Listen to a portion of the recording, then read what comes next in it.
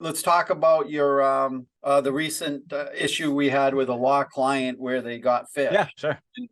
What you sent out to them to help them as part of the security awareness training. Yeah, so they got an email. One of the partners received it. He sent us, he forwarded it to us, letting us know, like, hey, I think this is a phishing email. Not sure, just wanted some advice, double check. So here's the actual email. I pulled it out of Outlook Web Access. The first thing that stands out to me is, it's like I don't recognize that domain name. That's not like a law firm, because in the title they had some, law firm of so and so.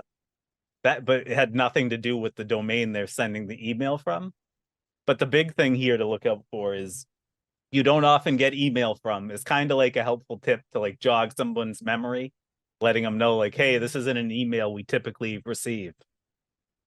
Okay, Chris, can I stop you there for a second? Yeah, Because not everybody will see that in their email. correct. This is specific to Microsoft 365, and this is something and a feature we enable for clients so they see that gray bar across there, and it lets them know if it's not an email that they normally get, right? Yeah. Then the next thing I do is I hover over the link here. This is very suspicious. I mean, it says adobe.com, but I don't know. What's that got to do with SharePoint? It doesn't add up to me. But I was in an isolated environment where I had the luxury of opening this and see what exactly was going on here. So when I open that link, so this wasn't the actual phishing link, but it brings up this fake SharePoint page. A secure message was sent for your review. And then I hovered over this link here, the view document online, and I put a little screenshot in. It's online secure message.opu account server.sbs, some weird crazy link.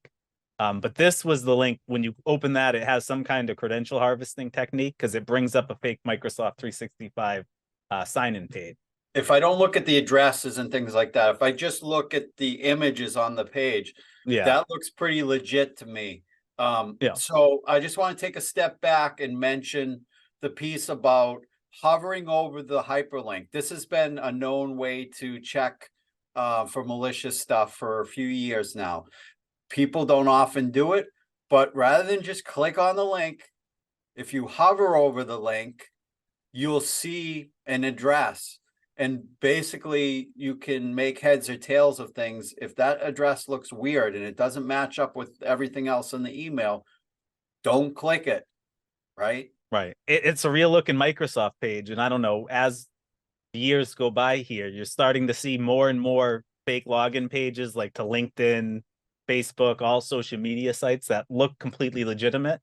But you can tell right at the top of the page here, the giveaway, at least from the browser, is the domain, the URL. That's not that's not a known Microsoft domain they use for you to sign into their service. Yeah, it's not coming. It's not saying Microsoft.com and then, a bunch of other information after that. So, okay, Chris, was there anything else you want to add about this? This was a good one. This is a real world example. This is a client of ours, a law firm that,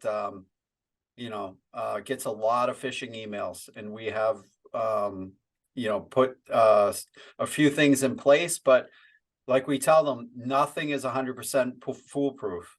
Anything else, Chris? No, that's it. Thank you. Awesome. Have a good day. Thank you. You too. Bye.